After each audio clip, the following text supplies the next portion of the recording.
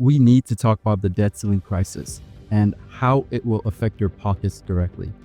Currently, the debt ceiling stands at 36 trillion, reinstated back in January 2025. And with these measures coming to an end by August or September, it's a situation that's worth understanding. So today we're going to dive deep into what this means, how it ties to inflation, Bitcoin, your personal finances, and we're going to answer what happens if this country can't repay its debt and what it means for our currency. So if you're wondering what the debt ceiling is, it's pretty much the maximum amount the US government can borrow, which currently stands at 36 trillion. But we have been overspending for a very long time, since 1960 to be exact. And Congress has raised the debt ceiling about 78 times since then. And it wasn't for new projects or covering existing commitments like Social Security, Medicare, and interest on past loans. No. Treasuries have been using accounting tricks to stretch that limit. But if they don't raise it by X date, likely late summer 2025, we could be in for some trouble. I've been seeing a lot of worry on X, and it's all starting to add up. Now, let's take a look at how this connects to inflation. When the government borrows more, they often print more money or issue bonds, and that pumps up the money supply. Back in 2021, COVID spending kicked off inflation, and we're still feeling it to this day. And core PCE hit 2.8% in February 2025, with spikes up to 4.5% annualized. So more debt could keep pushing prices higher, and that means more for gas or groceries. Some on X say wealthy benefit by grabbing assets early, while the rest of us feel it in our wallets. And if this debt keeps growing without a check, inflation might hit 3.2% by year end, eating away at what your money can buy. It's something to keep an eye on. Next, let's talk Bitcoin. This debt mess has crypto folks buzzing, and Bitcoin seen as a hedge when fiat gets shaky. In 2023, during past debt ceiling scares, its price jumped when people worried about a default. So some analysts are saying if we default this time, it could spike 70%, maybe hitting $200,000 by late 2025. Especially with spot ETFs pulling in 45 billion this year, and there's chatter about a strategic Bitcoin reserve. Imagine the US buying 1 million Bitcoin to back the dollar.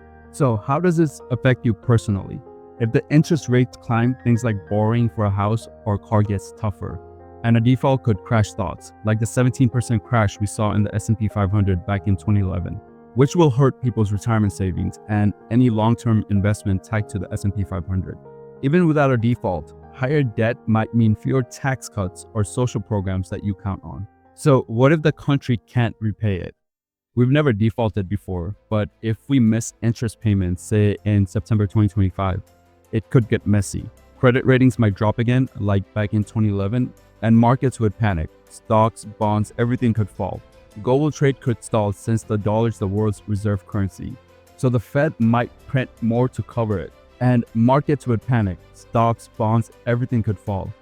Global trade could stall since the dollar is the world's reserve currency. So the Fed might print more to cover it and may cause hyperinflation like we saw in Weimar Germany. Now, what about the currency? The dollar's been the global standard since Bretton Woods, but rising debt weakens it. If we keep raising the ceiling without cuts, inflation could erode its value. Think a 3% annual loss over time. And a default might shatter confidence, pushing countries like China to dump treasuries for Bitcoin or gold. So a weaker dollar means your savings buy less overseas, and imports like electronics cost more. Seems like we're stuck in the cycle of rising cost of goods that we can't get out of. Now, let's dig into some numbers. That 36 trillion debt is 123% of the GDP, up 52% since only 1990. And interest payments could hit $1 trillion a year. Some push Bitcoin as a fix, buying Bitcoin to offset the debt. But with the trillion added yearly, even 1 million Bitcoin at $100,000 barely makes a dent. But if the Bitcoin price surges to $1 million, that could potentially make a difference. Globally, this matters too.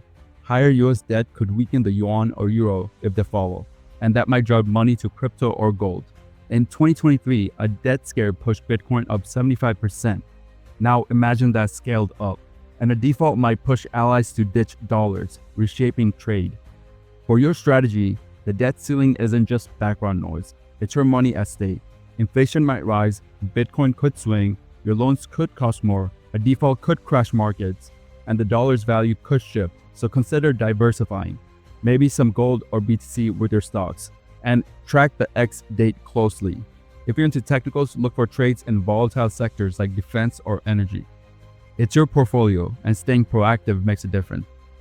So I hope you guys enjoyed this video. I hope it was informative. Please let me know what you think in the comment section. I will reply to every single person that leaves a comment.